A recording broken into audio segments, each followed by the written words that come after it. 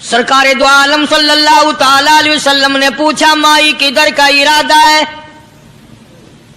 اس نے اتنی بڑی بڑی گالیاں نکال لی اور کہنے لگی مکے میں جادوگر آ گیا، میرے گھر میں جادو پھیل گیا، میری نوح مسلمان ہو گئی، میرا بیٹا مسلمان ہو گیا، اس نبی کے جال میں پھنس گیا، میں تو اس کے جادو سے بچ کر اپنے ایمان کو بچانے کے لیے فلانے دیہات میں چلی ہوں۔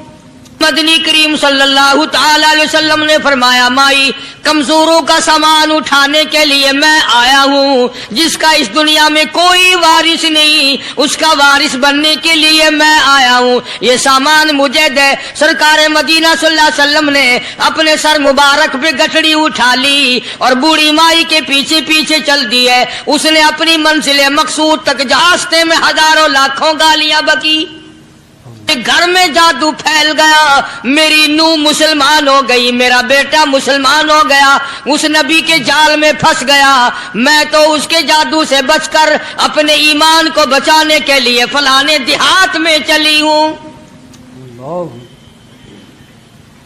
مدنی کریم صلی اللہ تعالی علیہ وسلم نے فرمایا مائی کمزوروں کا سامان اٹھانے کے لیے میں آیا ہوں، جس کا اس دنیا میں کوئی وارث نہیں اس کا وارث بننے کے لیے میں آیا ہوں، یہ سامان مجھے دے۔ سرکار مدینہ صلی اللہ علیہ وسلم نے اپنے سر مبارک پہ گٹھڑی اٹھا لی اور بوڑھی مائی کے پیچھے پیچھے چل دی ہے۔ اس نے اپنی منزل مقصود تک جہاں جانا تھا راستے میں ہزاروں لاکھوں گالیاں بکی،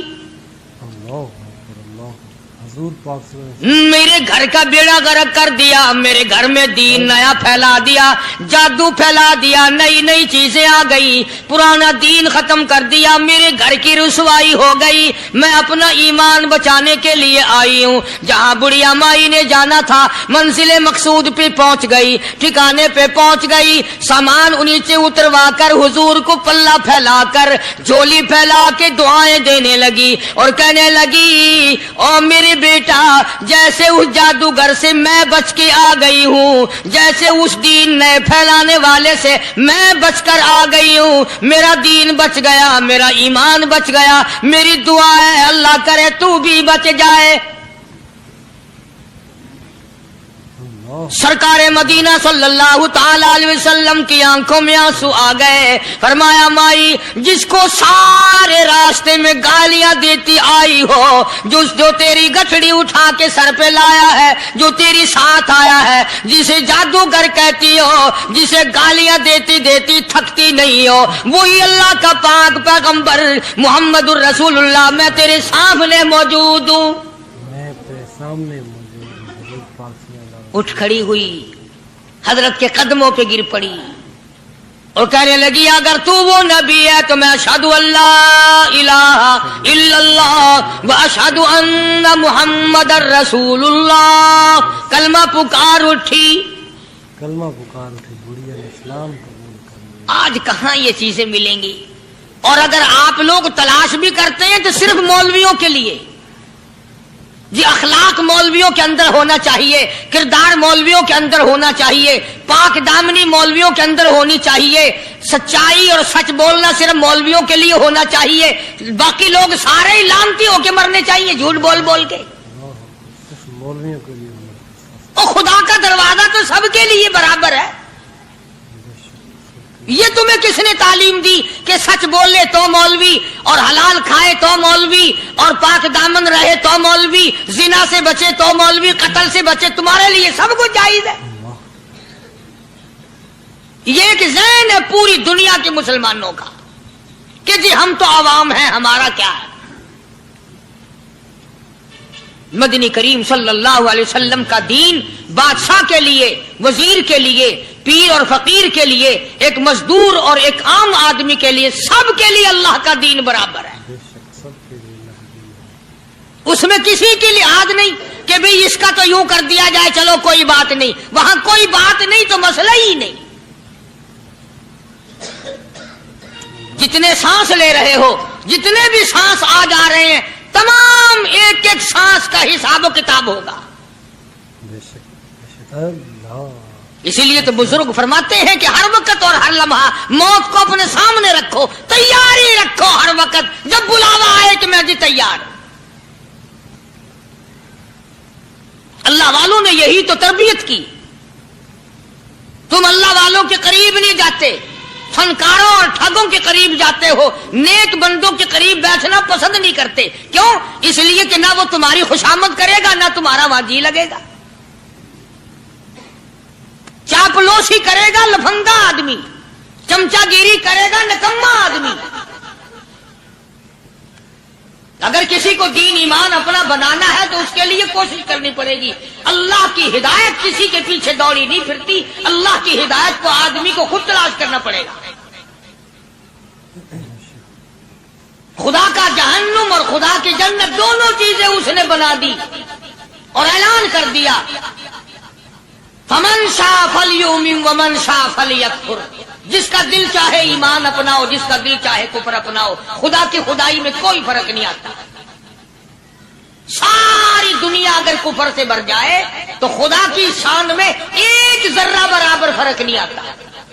اور ساری دنیا اگر پارسار متقی پرہیزگاروں کی بن جائے تو خدا کی شان میں کوئی اضافہ نہیں ہوتا.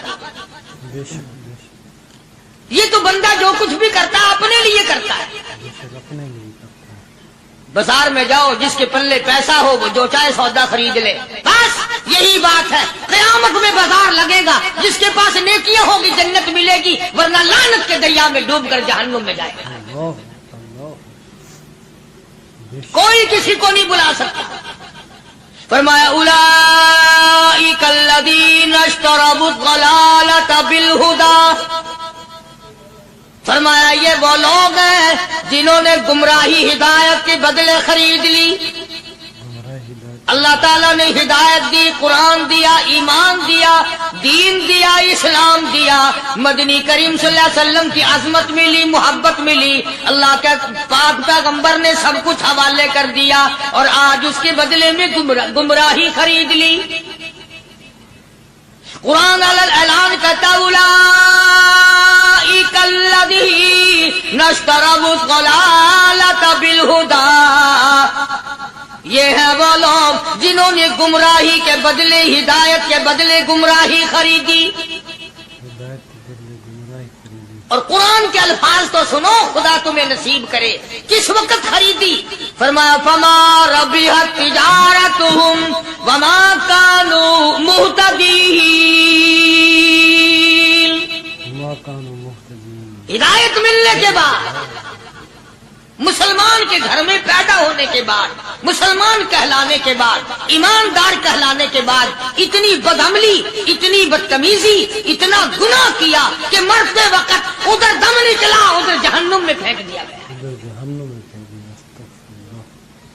ایک صحابی نے عرض کر دیا, یا رسول اللہ صلی اللہ تعالی علیہ وسلم. فرمایا, عرض کیا قیامت کب آئے گی؟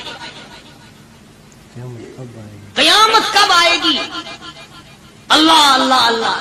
یہ پوچھنا بھی صحابی کے بس کی بات تھی, اور اللہ کے نبی نے پتہ پھر کیا جواب دیا. فرمایا, قیامت کا جو پوچھ رہے ہو کیا تیاری کر رکھی ہے؟ یعنی یہ نہیں فرمایا کہ فلاں دن فلاں وقت یہ, اور کسی نے پوچھ جو لیا متا سا کالی کملی والے قیامت کب آئے گی؟ فرمایا کیوں, کیا تیاری کر رکھی ہے؟ کیا تیاری کر رکھی ہے؟ پوچھ جو رہے ہو. وہ بھی شاگرد کالی کملی والے کا تھا صلی اللہ علیہ وسلم. پوچھ تو بیٹھا, مرید حضور کا ہے, مقتدی حضور کا ہے, دیدار پیغمبر خدا صلی اللہ علیہ وسلم کا کرتا ہے. فوراً سنبھلا.